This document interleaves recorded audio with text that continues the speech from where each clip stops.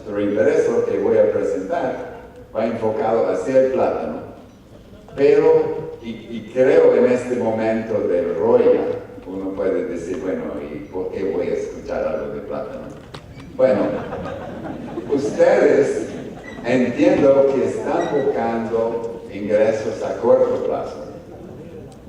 Entonces, al final, muchos hablan de plátano.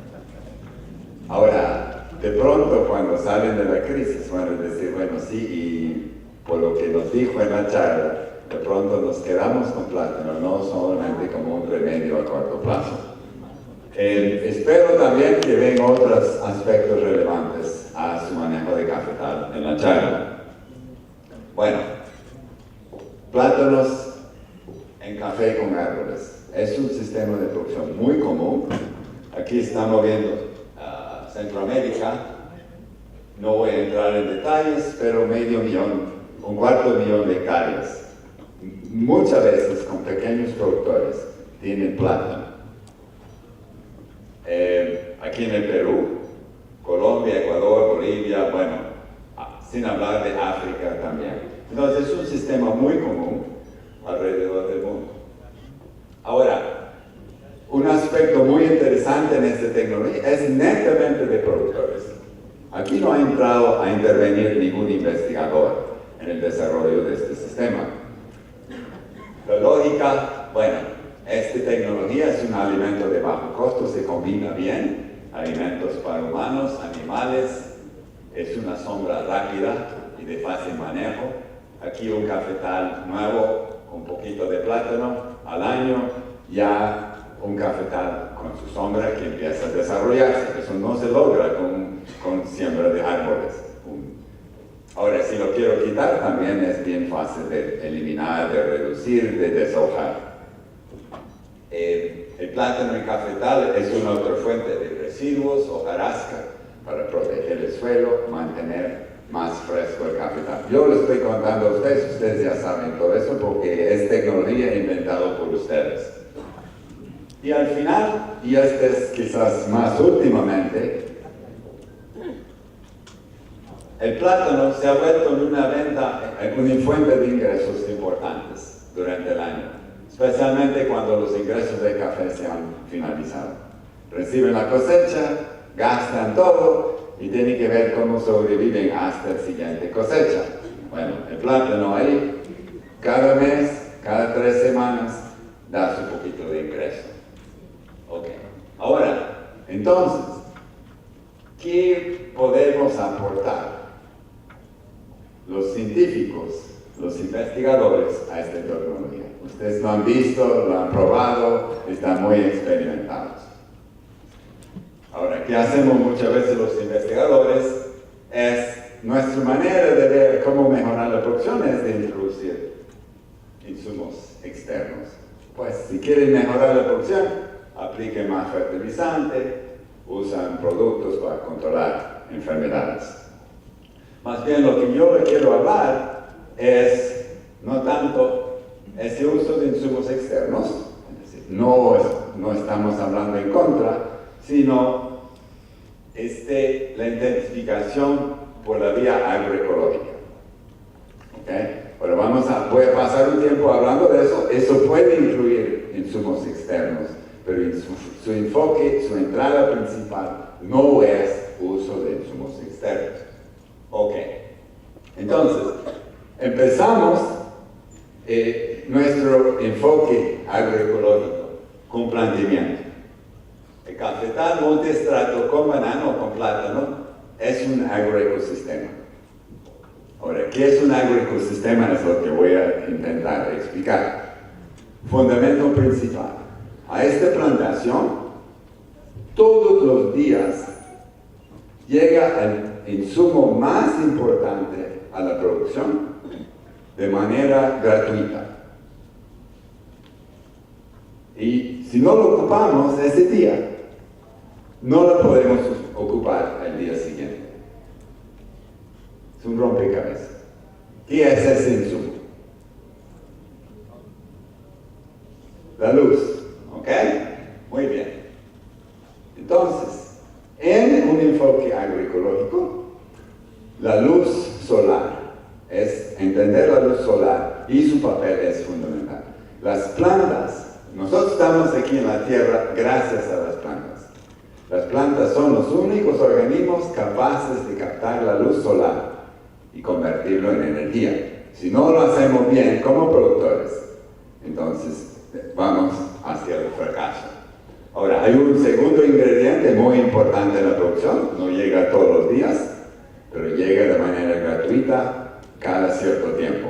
Es central en el crecimiento vegetal. ¿Cuál es el segundo ingrediente?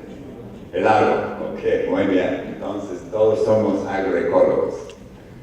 Ahora, además tenemos que entender de este cafetal otro aspecto, es muy importante en el análisis. En el cafetal, bueno, obviamente nos interesa sacar nuestro producto. En ese producto salen nutrientes. En el café, en el plátano, en la leña. También hay nutrientes que entran, si somos conscientes. Algunos solamente sacamos y no aplicamos. Pero además de lo que entra y sale, adentro estos nutrientes se mueven. Entonces tenemos que también entender este esquema, nutrientes que entran y salen. Un poquito parecido a un banco, cuenta en el banco. Si entra, no podemos sacar más de lo que entramos. Entonces, parecido en el caso del cafetal como agroecosistema. Ahora, entonces, aquí primera reflexión, entonces, ¿cómo captamos más luz solar, agua, nutrientes en biomasa? Comparamos este lado con este lado. ¿En qué lado está mejor la posibilidad de captar luz y agua en biomasa? Este lado, ¿ok? Si no hay área foliar, si no hay buena densidad, si hay un manejo de cultivo, de estructura productiva. Bien. Ok, ahora, pensamos principalmente en café, plátano, árboles en mi caso. ¿Estos tres están solo en el terreno? No, no es solamente eso solo. Tenemos también, le podríamos llamar las hierbas voluntarias. En este lado, bueno, lo diríamos malas hierbas, pero podemos decir también que afortunadamente están acá, porque este café no nos está aportando nada. En cambio, las hierbas se están ocupando de captar esa luz, esa agua, esos nutrientes, y mínimamente están aportando una materia orgánica al suelo. Al otro lado, pues, igual hierbas voluntarias, quizás no de la misma manera en términos de biomasa, pero también protegiendo el suelo. Entonces, además de nuestros cultivos, están las hierbas. Ahora, ¿los cafetos, plátanos y árboles están solos en el terreno? Hay otros organismos también. Ahora, estos son los organismos que viven de la energía captada por las plantas.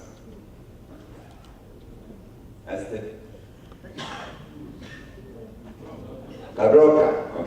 ¿Qué hace la broca? La broca vive de la energía captada de la planta de café en el grano, ¿no? ¿Ok? Aquí, la roya, igual. ¿Qué hace la roya? Vive de la energía de la planta. Aquí hay otro. Muy bien, Fusarium. Hay una enfermedad del banano, plátano, que vamos a ver más adelante. Nematodos. ¿Alguna opinión al contrario? Rhizobium, ¿ok? Pues en este caso son nódulos en las raíces de leguminosas. Ahora, ellos reciben de la planta, pero también aportan nitrógeno. Entonces es una relación un poquito diferente, pero sí dependen de las plantas en términos de energía. Y ¿vive de la energía de las plantas? Obviamente, todos vivimos de la energía de las plantas. Ok, bien. Ahora, ¿qué pasa con la biomasa no aprovechada por los herbívoros? Es decir, ramas, hierba seca, restos de plátano, hojas secas. Todo esto pasa a ser la energía de otro gran grupo de organismos. Esto lo llamamos los descomponedores. Aquí lo estamos viendo, blanco, hongos, bacterias, insectos, todos viven. ¿Ves? Ahora estos juegan un papel muy importante, porque sin estos organismos estaríamos hasta aquí, en hojarascas y ramas, porque cada nueva hojarasca no se podía descomponer sin estos organismos. Entonces son centrales en nuestro enfoque de manejo de agroecosistema. Ahora, hay otro grupo que ven una oportunidad porque en estos herbívoros, es decir, los organismos que viven de las plantas, también hay energía. Entonces hay otros organismos que buscan esa energía como su sustento de la vida. Por ejemplo, aquí está el café, ahí adentro está la broca, que es el puntito blanco. Es un hongo que vive de la energía que está en la broca. Si no hay broca, no hay gobierno, ¿no? Entonces ellos dependen de la broca para vivir bien. Aquí mencionaron la roya, más el otro, ya no me acuerdo el nombre, Verticillium, Lecanilicidium, ¿ok? Además hay otros de estos organismos que viven de insectos, viven de ratones, viven de serpientes, etc. No todos plagas, enfermedades, ni tampoco benéficos, simplemente otros que viven en el cafetal. Ok, bien. Al final, entonces, nuestro enfoque en manejo del sistema es el agroecosistema, partiendo de sol, lluvia, cada una de las plantas, y esto desencadena toda una red alimenticia, de las plantas a los herbívoros, a los consumidores, lo que sobra acá a los descomponedores, y realmente este movimiento de nutrientes también, lo que da mucha vida interna al ciclos de nutrientes.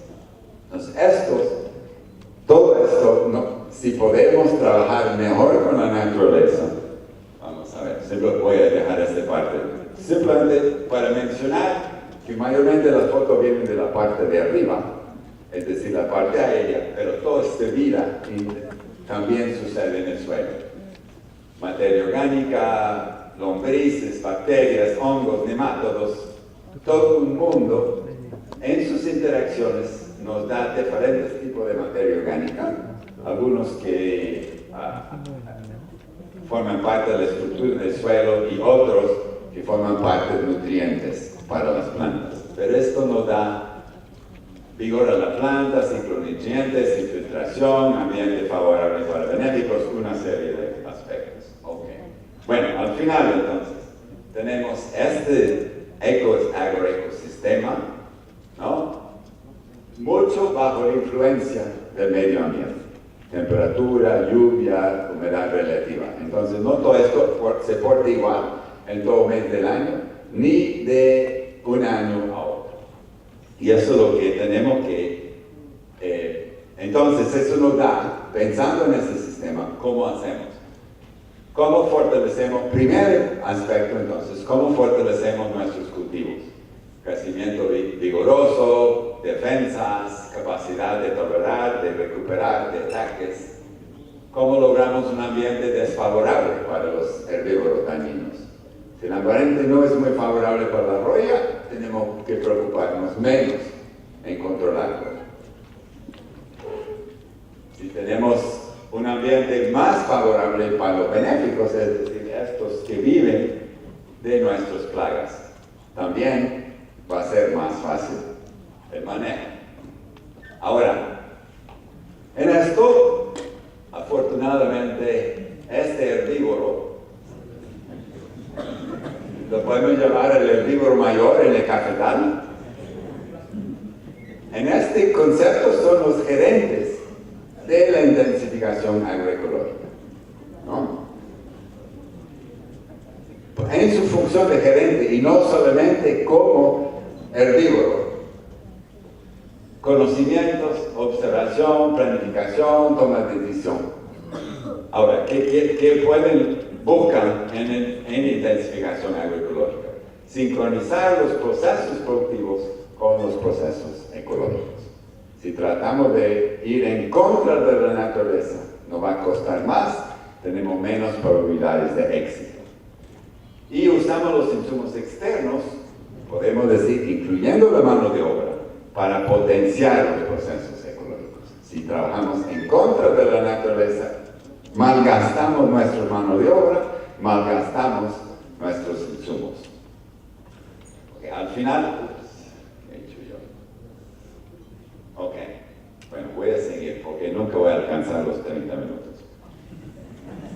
Ahora, lo que le voy a hablar es el trabajo que hemos hecho en 7 zonas pilotos en 4 países. Menciono el donante acá, los alemanes. Estuvimos en Costa Rica, aquí están los puntos. Costa Rica, Nicaragua, Honduras y aquí en el Perú, Selva Central y en Piura. Cada uno una zona de café, en cada lugar también un socio nacional, un socio de investigación, un socio en el campo. Entonces aquí en el Perú con Cefi Café, con INIA y con una cooperativa en la Selva Central de San Luis de Chihuahua. Bien, ok. Ahora, nuestro interés aquí juntar la experiencia, observación diaria, curiosidad, motivación de los productores con el trabajo, lo que traemos los investigadores. Es decir, ¿qué podemos aportar los investigadores a mejorar esta tecnología? Ahora, nosotros trabajamos por vía de diagnósticos, en conjunto con los productores, las prioridades, de ahí entrar en las fincas de productores a un ciclo de encuentros, parcelas de rediseño. También como investigadores mantenemos nuestra propia experiencia, experimentos. Primer ciclo, logramos algunos avances en función de trabajos como raleo de banano, resiembra, podo de árboles, etc. Todo buscando un manejo más óptimo, basado en un diagnóstico que hicimos en conjunto. Con esto, retornamos, segundo ciclo, que hemos aprendido cómo ajustamos nuestros experimentos y al final, poco a poco, ir buscando qué podemos llevar de pequeñas parcelas a áreas de ampliación, lo que llamamos. Esto es lo que ustedes hacen todo el tiempo. Hacen sus experimentos y ven cómo vamos, qué podemos hacer en más gran escala. Ahora, en este caso estuvimos trabajando juntos, lo que les voy a comentar rápidamente, algunos de los resultados. Estos fueron los temas de prioridad de los productores y científicos en conjunto. Cómo mejorar los arreglos, banano, café, árbol, cómo mejorar la nutrición cuando tenemos los dos cultivos juntos, cómo incrementar el aporte de nitrógeno de los árboles, cómo manejar fusarium. Y al final yo voy a hacer un par de reflexiones sobre la roya bajo una óptica agroecológica. Ok, bien. Aquí tenemos lo que es, digamos, la situación de entrada, cuando hicimos el diagnóstico, la densidad de cafetos, densidad de banano, densidad de árboles, luz al café. Aquí hubo un comentario, mucha sombra. Bueno, aquí vemos 45, de 34% solamente a 49%. Y al final, cuánta luz le llega al banano. Es decir, qué tanto de sombra de árboles hay encima del banano. Ahora, entonces, primera pregunta. ¿Qué tanto luz? Nosotros estamos interesados en el plátano, en biodiversity. Entonces, empezamos diciendo, cuando sembramos banano con árboles o plátano con árboles, ¿qué tanta luz? Cuando empieza a afectar el rendimiento del plátano, ¿cómo empieza a afectar? Ahora, yo tuve colegas aquí en el equipo, ellos usan aparatos muy sofisticados para medir fotosíntesis, es decir, el aparato productivo a nivel de la hoja.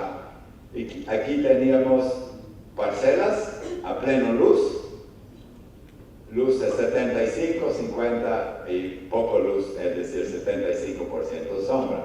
Y estábamos interesados en ver cómo esas hojas respondían a la luz.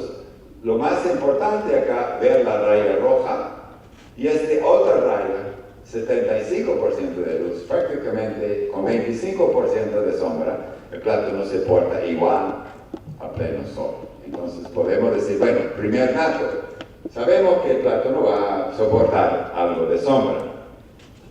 También, ahora no nos interesa fotosíntesis, nos interesan los racimos.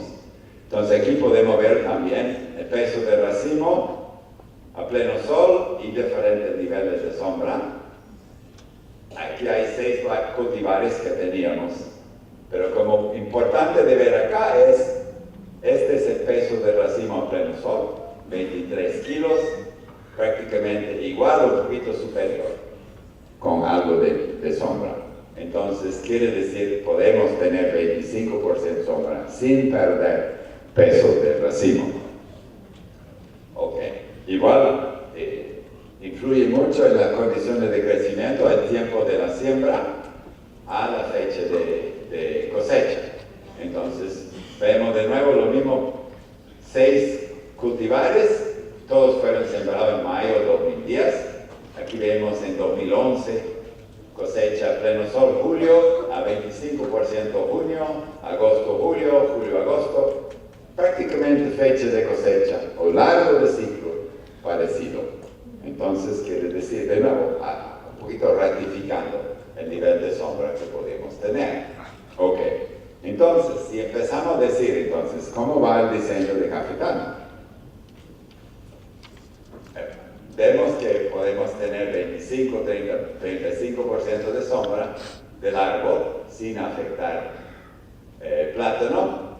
Sabemos de otros estudios que el café debe tener por lo menos 50% para tener un rendimiento más o menos. Entonces la pregunta es, para asegurar que el café tiene 50, ¿qué tanta sombra podemos tener en el plátano? Entonces tenemos que asegurar que el café recibe por lo menos la mitad del sol que está llegando al terreno. Si un 25% va a quedar en el árbol, quiere decir que tendremos otro 25% que está en la sombra de plátano. ¿Ok? Ahora, ¿cómo logramos 25% de intercepción de luz con el plátano? ¿Cómo lo sembramos? Primera cosa, no hacer grandes matas de plátano sin podar, sino manejar matas más así, no más de 2 tallos altos, no más de 2 tallos intermedios. ¿Okay? Ahora, distancia siembra, no estamos tan preocupados, más bien debemos de mirar traslape de hoja. Entonces, un poquito al ojo, con los productores calculamos que no debe haber un traslape de las hojas más extremos de 25%. No piensa en distancia de siembra, sino mira arriba, porque ahí está donde está la luz. Al final esto nos da, en el caso de plátano seda, pero si tienen otro cultivar hay que volver a hacer su análisis, unos 250 a 350 matas por hectárea, y recordando este tipo de manejo de la mata. Ahora, otro aspecto acá, estamos muy acostumbrados a sembrar el plátano y dejarlo ahí. Terminamos, fue una mata en momento, pero se ha ido creciendo y tenemos estos tallos flacos, no muy productivos. Más bien hablamos de resembrar, pero usando plantas, lo que llamamos plantas superiores. ¿Cuántos saben cuál es la calidad de cosecha cuando el momento de sacan el higo? No saben. O el corno. Porque ese racimo se sacó hace 6 meses. Y el momento de buscar el corno, no vemos la calidad. Entonces, marcar las plantas superiores con cinta, buen racimo, altura moderada, etcétera, etcétera, y sanas, que nos va a permitir entonces hacer un buen manejo del cormo y una resiembra cada 3 a 5 años, buscando plantas de mejor calidad. Ok, ahora, segundo tema que trabajamos, cómo balancear los nutrientes entre los cafetos, plátanos y árboles. Todos análisis de suelo es probablemente la primera cosa que uno dice, quiero más fertilizar mejor. Análisis de suelo, pero cuesta ¿qué? $30, $20, hay que llevarlo al laboratorio, hay que esperar. Y prácticamente con ese costo yo se puede comprar algún quintal de fertilizante. Entonces nosotros buscamos cómo empezar a ajustar nuestra fertilización, pequeños productores, pensando más bien, y de nuevo aquí vamos de regreso al enfoque agroecosistema, pensamos en lo que estamos sacando, es decir, ¿qué tanto hay en café? Aquí es el Patriota, es el nombre local de plátano seda en Nicaragua, leña café, leña árboles. Bueno, ¿qué cantidad? Aquí tenemos contenido por unidad, es decir, qué tanto nitrógeno hay en un quintal de café, etc. Esto nos dice qué tanto de cada nutriente estamos sacando en la cosecha. Estos son cálculos en papel, si saben la cantidad. Ahora, la otra parte, entonces esta es la cantidad saliendo, esta es la cantidad que estamos metiendo. Aquí este productor usó 4 sacos de urea, 4 sacos de 25-20. Total de entradas, y 2,64 nitrógeno, 8,7 fósforo, 67 potasio. Ahora, ahí la pregunta es, ¿estamos gastando más de la cuenta o estamos manejando bien? Es decir, restamos entradas, menos salidas, ¿en qué estamos en rojo? Potasio, ¿no?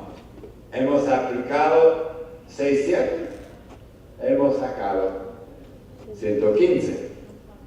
Nitrógeno, hemos sacado 77, hemos aplicado 264. Entonces, estamos aplicando mucho nitrógeno, un déficit tenemos en potasio. Ok. Ahora, aquí vemos, bueno, fueron 60 productores, 6 zonas, unos 15 productores en cada zona, alrededor de Centroamérica y Perú. Aquí está el cálculo, aquí está el balance. Nitrógeno, mayormente positivo, excepto del caso de Alto Piura. Fósforo, mayormente positivo, un par de casos. Potasio, todos en rojo. ¿Okay? Entonces, un poquito ¿por qué? Porque nitrógeno es más barato. Entonces yo siento mejor productor si mi vecino me pregunta qué tanto estoy aplicando y yo digo 10 quintales. Si aplico potasio probablemente no puedo gastar tanta plata. Entonces, pero si pensamos en lo que entradas salidas, pareciera que debemos de estar pensando más en potasio. Ok. Ahora, ¿de dónde viene ese potasio si estamos en déficit? No es como cuentan la cuenta en el banco. Si no hay plata, no sacamos. En el caso de capital, sí podemos seguir cosechando. ¿De dónde viene el potasio? Del suelo. ¿Okay? Sacamos del suelo. Entonces, siguiente etapa después de hacer tu balance, hacemos el análisis de suelo. En este caso con los productores. Ahí no podemos, basado en los resultados, es decir, mil equivalentes, etcétera, si ustedes han visto. Eso lo podemos convertir en este caso es Centroamérica, libras por manzana, aquí en Perú sería kilos por hectárea. Pero eso nos dice entonces, ¿cuáles son las reservas de potasio? ¿Okay? Entonces, ¿qué hacemos? Comparamos cada productor. Aquí está su reserva, esto es un grupo de Honduras, creo que es el grupo. Aquí está la reserva que tiene, aquí está el estado de su balance. Entonces, en general, tiene para cubrir, ¿no? Tienen 300, solamente están sacando 43. Pero, este señor, por ejemplo, Osman, ¿cuántos años tiene de reservas? Si saca 76 cada año, 2, 3 años máximo. Entonces, obviamente, no es una buena estrategia vivir de las reservas. ¿Ok? Y este podría tener otras implicaciones también. Entonces, al final, de nuevo, pensando en nuestros 90 casos o 60 casos, vimos diferentes situaciones, ¿no?, que implican en términos de acción. Ahora, cada uno de ustedes podrían hacer lo mismo, ¿no?, a ver cómo están. No voy a pasar cada uno, ustedes verán después esperamos tener este documento impreso para ustedes, es un cuaderno de cómo sacar balance. Sí, hay uno más también, además de la presentación hay otro. Estoy en rojo en potasio y tengo mucho exceso de nitrógeno, ese es fácil. Dejo de gastar tanto en nitrógeno y paso esa plata a comprar potasio. Ok, ahora, ¿qué tanto nitrógeno pueden aportar los árboles? Esta situación clásica tomé de la zona donde trabajamos en el Perú, San Luis de Xuaro, árboles sembrados hace 10, 15, 20 años. Si hay poda, fue solamente en levantar la sombra. ¿Ok? ¿Cuánto aporta estos pacáis viejos? Ahora, de nuevo, estamos ahora versus otros manejos de manejar la sombra. En Centroamérica, en vez de levantar la sombra, hacen una práctica que se llama descentrar. Entonces, en vez de mandarlo para arriba, cortan el centro para extender las ramas. Otro mecanismo podría ser sembrar denso, muchos, e ir raleando. Cada vez que raleamos, cada vez que tumbamos árboles jóvenes, tenemos más hojarasca. O aquí un sistema ocupado en Costa Rica, con lo que ustedes llaman acá, por lo menos la selva central, oropel. Alta densidad de siembra, hasta 500 postes, pero se manejan así, con una poda más o menos a la altura de 2 metros, y este material muy rico en nitrógeno. Entonces, de nuevo, ¿cómo estimar qué tantos sus árboles están aportando de nitrógeno? Ahora, nosotros usamos la literatura, en este caso no hemos hecho el estudio en campo, pero si no tienen árboles, los árboles no son leguminosos en su cafetal, lo que podemos estar seguros es que tienen 0 aporte. Árboles leguminosos viejos, hasta 10 kilos por hectárea. Esto manejo resiembras, árboles jóvenes. La literatura indica que a los primeros años es que el árbol leguminoso fija mucho nitrógeno. Entonces, si usted tiene árboles viejos, pueden ser leguminosas, pero ya no han entrado un poquito en equilibrio y no fijan mucho nitrógeno. Este tipo de manejo, es decir, en podas constantes, puede llegar a aportar 150 a 250 kilogramos de nitrógeno. Entonces, aquí volvemos, ¿no? ¿Qué tanto, si tenemos esta balanza de nitrógeno, podemos pensar en la cantidad? Si estamos logrando 100 kilos de nitrógeno de los árboles, quiere decir que podemos aplicar 100 kilos menos, o en guano de isla, en guano de carnero, o si son convencionales, en urea. ¿No? Ahora, y esto vengo a discutir un poquito con mi colega de fitotecnia en la universidad, porque habla de árboles como que fueron algo fijo.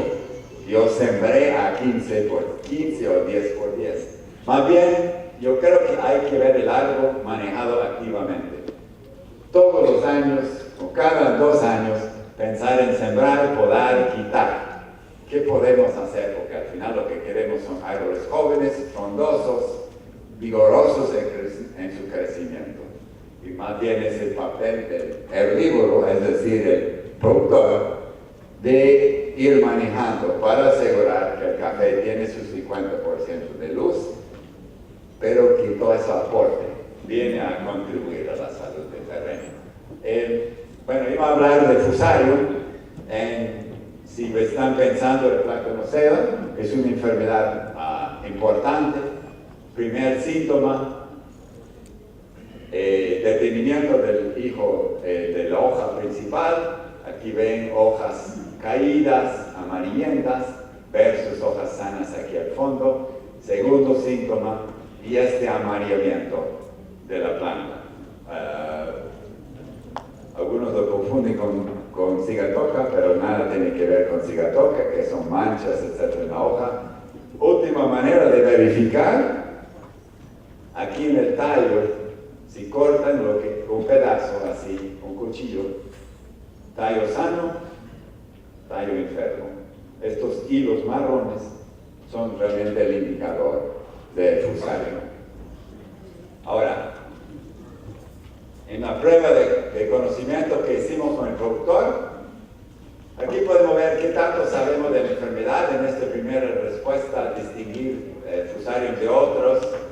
Bueno, no salieron tan mal, 52 por productores de 85. Conocen síntomas, fui con 40 de 80.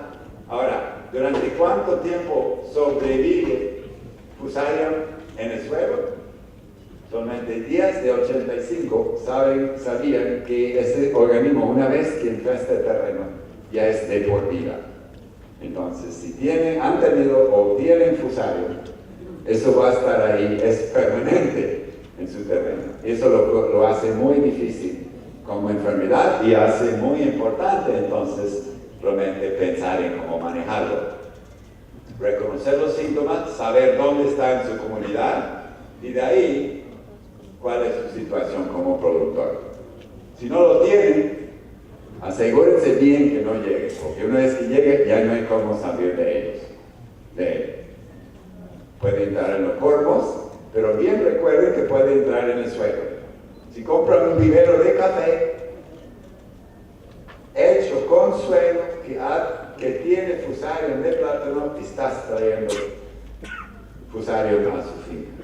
Si frutales, árboles forestales, todo lo que entra en vivero de suelo desconocido, pueden estar infestando su terreno con Fusarium. Ahora, si tienen unas cuantas matas, tienen oportunidad de tratar de aislar, asegurar que no contaminen los vecinos, porque si yo quito esta planta enferma, la tiro a la quebrada, lo tiro al otro lado del cerco, pues yo me estoy deshaciendo de la enfermedad, pero lo estoy pasando a otro lugar.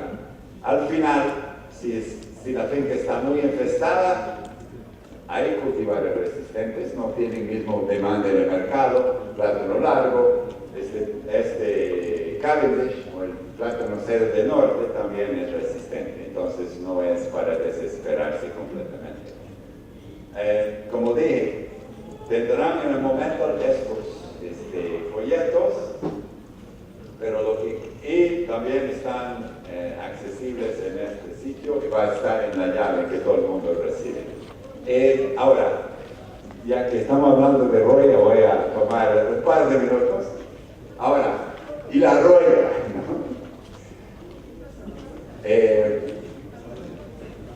Aquí lo ven bien claramente. Debemos de estar hablando de la roya, o más bien pensando en nuestro objetivo, una producción rentable de calidad en presencia de roya. Ahora yo creo que la respuesta es obvia, ¿no? Y volviendo, ¿qué tiene que ver el manejo de agroecosistema con el manejo de la roya? Recordemos lo que hablamos. Primera cosa que necesitamos pensar, un cultivo vigoroso con capacidad productiva. Un ambiente no apto para plagas, ambiente que favorece el control natural, y el control directo viene después que hemos pensado en todo eso. Este es lo que presentó el doctor Avelino, pero no cortó. Lo que es importante, ¿qué distingue? Él miró 130 entender cómo se puede explicar el nivel de roya. Eso hemos visto en las otras parcelas. Nulos fructívoros por planta fue el más importante, fertilización, ahí ven otros factores que aparecen, pH, porcentaje de sombra, altura, pero este es puramente en función de la roya. ¿Cómo lo convertimos entonces en estrategia de manejo, pero un manejo de agroecosistema y no solamente manejo de la roya? ¿Qué tipo de cafeto? Bien podado, bien nutrido, uniforme, aireación. ¿Por qué? Porque primero, si quieren aplicar cualquier cosa, aplicar en este cafetal es botar su plata. Difícil de lograr, buena aplicación, no hace nada, aun si tuvieran buena cosecha en la última parte, pero aplicar a 3 metros, imposible de hacerlo bien.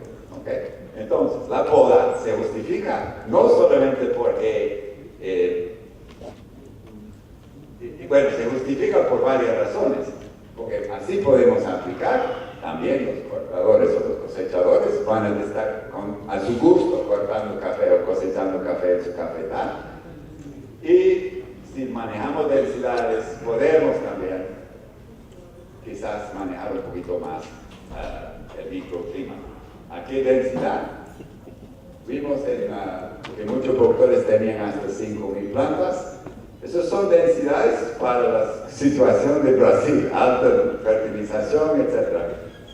Para nosotros, pequeños productores, ¿tenemos por qué usar las mismas densidades que los productores de alta tecnología? Yo diría que no. Y queremos atender cada planta mejor y tenerlo en mejores condiciones, y probablemente lo vamos a poder hacer con menos. Ok. Nutrición.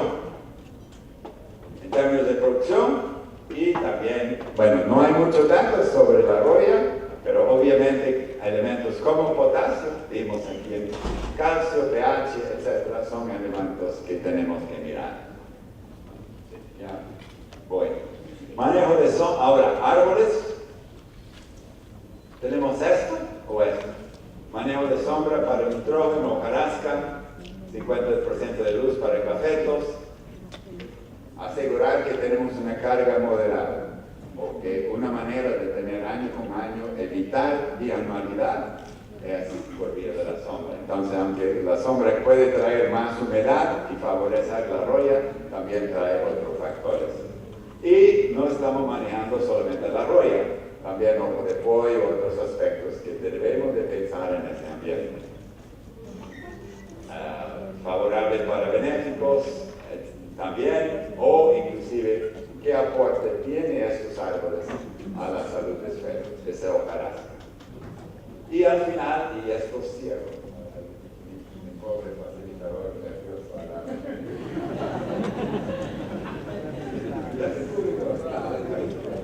¿cuánto de roya tengo?